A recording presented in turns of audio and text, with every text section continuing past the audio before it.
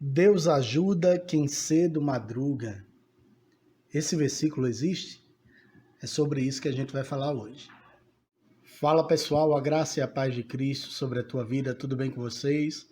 Aqui é o pastor Bruno Catunda e eu estou aqui em mais um estudo a respeito da Bíblia. Na realidade são mais curiosidades a respeito da Bíblia e hoje o tema está bem legal, está bem bacana, peço que você fique porque tem coisa que talvez você acha que existe na Bíblia, mas na realidade não existe, ou então versículos que até existem na Bíblia, mas são aplicados de maneira totalmente erradas. Eu queria, antes de mais nada, agradecer a todos vocês. Nós chegamos ao número de 200 inscritos e eu estou muito feliz. A ideia é que a gente possa alcançar mais e mais pessoas, que elas possam ser ricamente abençoadas através desses vídeos, dessas mensagens, das pregações, dos louvores, dos estudos bíblicos, das dicas. E mais uma vez, a gente está aqui para ouvir as sugestões de vocês. Muita gente no vídeo a respeito do vício em pornografia, vai estar o link aí para vocês desse vídeo, fez sugestões de outro tema. A interação dele foi muito bacana, muito boa, não apenas aqui no YouTube, mas também em outras plataformas. E eu só tenho a agradecer a cada um de vocês que acreditam nesse trabalho, nesse projeto, que a gente começou agora durante a pandemia e a gente pretende levar até quando Deus permitir. E eu agradeço a cada um de vocês. Você que não é inscrito, se inscreva no canal, deixe seu joinha, ative as notificações e seja muito bem-vindo. Que Deus te abençoe. Em nome de Jesus, vamos ao tema de hoje. Nós já fizemos um vídeo ou alguns vídeos a respeito de hermenêutica, como interpretar a Bíblia. E agora a gente vai ver como é que isso se aplica na realidade. Lembra que eu já falei que é importante analisar o contexto histórico no qual algum versículo foi escrito e também o contexto literário, ou seja, se aquilo é uma metáfora, se é uma comparação, se é algo literal, se é algo figurado, certo? Então, muitas vezes a gente interpreta um versículo erradamente porque não analisa o contexto que está ao redor dele. E hoje eu trouxe aqui para vocês alguns dos versículos que ou não existem na Bíblia ou foram interpretados de maneira equivocada. É importante ressaltar o que está escrito lá em Apocalipse, no capítulo 22, versículo 19, que naquele livro específico da profecia, mas isso pode se aplicar aos demais livros, nada deveria ser acrescentado ou retirado. Então a gente tem que buscar sempre qual é o sentido de fato que o autor, através do Espírito Santo, está querendo falar. Certo? Sempre que a gente buscar esse contexto, a tendência é que a gente vá sempre achar a melhor interpretação possível, que deve ser a mais próxima do que a pessoa realmente queria passar, certo? Uma outra coisa, se eu falar aqui algum versículo que não existe, isso não quer dizer que a frase não existe. A frase ela pode existir e pode até ter um princípio bíblico, como vocês vão ver daqui a pouco, certo? Não quer dizer que por não existir a gente não vá tirar algum benefício daquela frase, certo? Então vamos lá para alguns versículos ou que não existem ou que foram interpretados de maneira equivocada. Um versículo que é muito utilizado, ele existe, porém ele é mal interpretado, é tirado do seu contexto, é o que está escrito lá em Isaías 41, versículo 6. Um ao outro ajudou e ao seu irmão disse, esforça-te. Geralmente esse versículo é usado para incentivar união entre os irmãos, ou que os irmãos ajudem uns aos outros. Porém, se nós lermos o capítulo 41 inteiro, e principalmente o que vem depois, a gente vai ver que esse versículo não está falando de forma alguma em um benefício através da união de irmãos. Na realidade, esse versículo está falando de duas pessoas, o ourive e o artífice. São dois trabalhadores que estão fazendo uma obra de adoração que era abominável ao nosso Deus, que é abominável ao nosso Deus, e que vai substituir a adoração a Deus. E aí, em determinada parte, está dizendo que eles estão se ajudando e se esforçando mutuamente. Portanto, a gente nunca pode usar esse versículo para incentivar a união. Eu posso usar outros versículos, como Salmo 133, versículo 1, quão bom e quão agradável é que os irmãos vivam em união. Eu posso usar Eclesiastes capítulo 4, versículo 12, o cordão de 3 dobras não se quebra tão depressa. Isso quer dizer que duas pessoas se ajudando e ambas auxiliadas pelo Espírito Santo, por Deus, elas podem alcançar os seus objetivos e não serem tão atacadas. Mas jamais utilizar esse versículo um ao outro ajudou, e ao seu irmão disse: esforça-te, porque o contexto dele é claro, é sobre idolatria. Um outro que o pessoal diz que existe é: o diabo veio para roubar, matar e destruir. Deixa eu falar para você, esse versículo não existe.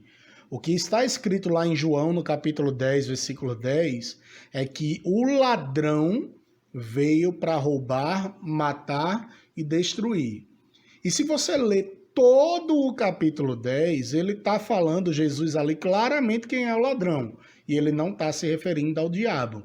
Se você puder, na sua casa, leia calmamente o que é que está se passando no capítulo 10. Jesus está alertando o povo a respeito dos falsos mestres, dos falsos pastores. Tanto é que em determinado momento Jesus fala: olha, eu sou o verdadeiro pastor, e o verdadeiro pastor dá a vida pelas suas ovelhas, diferentemente dos falsos mestres. Esses vêm para roubar, matar e destruir. Claro que um falso mestre, ele pode ser usado também pelo diabo, né? Assim como pode ser um mau caráter também. Mas o versículo não é que o diabo veio para roubar, matar e destruir. Isso não anula também a vontade do diabo de querer fazer isso. Ele possivelmente quer fazer isso sobre a vida de algumas pessoas. Mas o versículo, o diabo veio para roubar, matar e destruir, não existe. Quem não vem pelo amor, vem pela dor.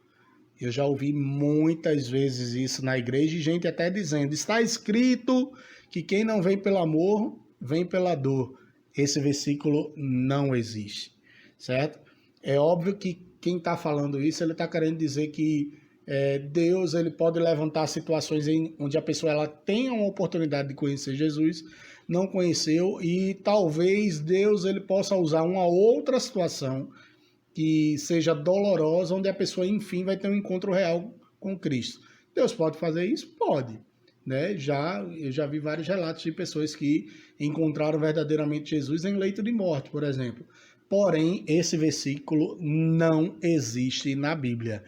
Quem não vem pelo amor, vem pela dor. Isso não existe na Bíblia, mas tem um princípio aí que é entendível porque as pessoas falam, mas na realidade nós nunca podemos falar que isso está escrito. Esse próximo versículo que a gente vai falar existe, e inclusive é tema de canções muito conhecidas. Porém, a aplicação dele está totalmente equivocada. Lá em Jó 41, 22. Na sua presença, até a tristeza salta de alegria. Muita gente usa esse versículo para dizer que na presença de Deus, até a tristeza salta de alegria. Porém, será que é sobre Deus que esse versículo está falando mesmo? Eu desafio você a abrir sua Bíblia nesse momento e ler o que está escrito, tanto em Jó, no capítulo 40, 41 e 42. Se você for ver, Deus está fazendo um discurso para Jó, e em determinado momento ele está falando sobre dois animais, o Bimut, que é o hipopótamo, e o Leviatã, que na realidade é uma espécie de crocodilo. E Deus fala então em algumas versões que na presença desse Leviatã, até a tristeza salta de alegria. Na realidade houve um problema na tradução aí. A melhor tradução é o que está lá na versão Bíblia Viva, em Jó 41, 22, que diz assim: com a sua tremenda força concentrada em seu pescoço, o crocodilo espalha o medo por onde passa. Ou seria algo assim: diante do crocodilo salta o desespero. As pessoas ficam desesperadas diante da monstruosidade que é aquele animal, por ser muito grande. Então, nós não podemos de forma alguma aplicar esse versículo a Deus, teologicamente falando, dizendo que na presença de Deus até a tristeza salta de alegria. Tristeza é tristeza. Alegria é alegria, né? São sentimentos completamente diferentes, inclusive tristeza é um sentimento legítimo. Jesus chorou no episódio de Lázaro, né?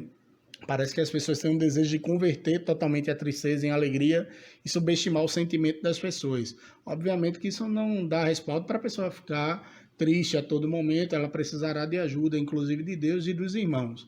Mas o versículo, na sua presença até a tristeza salta de alegria, não está falando de Deus. Um versículo que as pessoas usam muito de maneira equivocada é o que está escrito lá em 2 Coríntios, capítulo 3, versículo 6.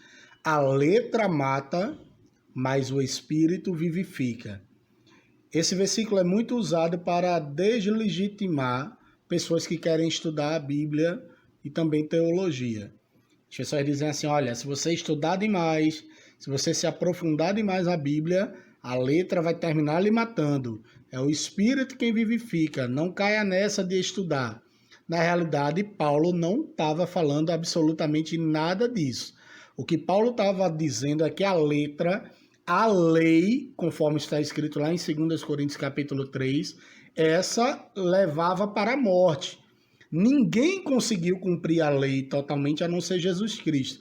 E por cumprir a lei, Jesus derramou o Espírito sobre as nossas vidas e esse Espírito ele nos traz a vida. Ou seja, a lei era usada para condenação, mas o Espírito ou a graça é usada para a santificação, a vivificação dos santos. Portanto, eu não posso jamais afirmar que a letra, na realidade, o conhecimento mata. Não é isso. A lei mosaica é quem era para a morte. E o Espírito Santo, a graça de Jesus, ela é para a vida eterna. Em Romanos 8, no capítulo 8, versículo 28, diz que todas as coisas cooperam para o bem daqueles que amam a Deus. E esse versículo existe, obviamente, porém ele é muitas vezes usado de maneira totalmente equivocada no contexto das igrejas. Muitas pessoas usam esse versículo para dizer que somente o bem vai acontecer em nossas vidas. Olha, tudo coopera para o bem, tudo vai dar certo. Porém, esquecem que Jesus mesmo afirmou que no mundo teremos aflições, porém, era para que nós tivéssemos bom ânimo, porque ele venceu o mundo.